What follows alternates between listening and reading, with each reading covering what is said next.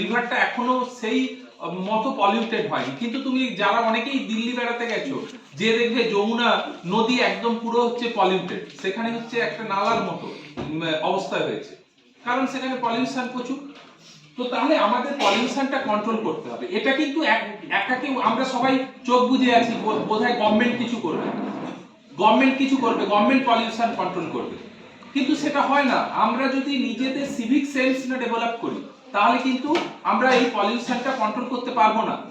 তুমি বলবে যে আমরা এরকম সিটি তো পৃথিবীর বিভিন্ন জায়গায় আছে, শুধু তো আমাদের দেশেই সিটি নেই।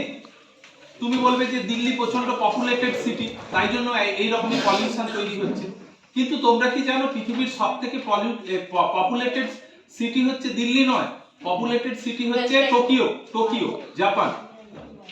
সেখানে হচ্ছে প্রচুর বেশি পপুলেশন আছে। পরিস্থিতি সেম, এটা আমাদের খারাপ লাগছে আজকে, সেম পরিস্থিতি উইথ 6 মান্থস ইন্টারভ্যালে যদি হয় তোমার, মানে পুরো থ্রু আউট 6 মান্থস এই রকম ওয়েদার থাকে, তাহলে আমাদের কিন্তু বিরক্তি লাগবে।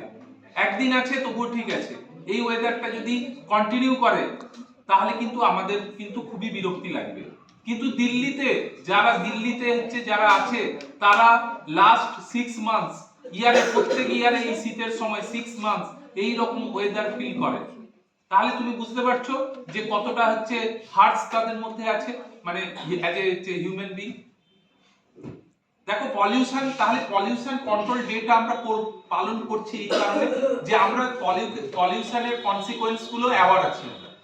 আমাদের কত ধরনের পলিউশন আছে তোমরা ছোটবেলা থেকেই পড়েছো।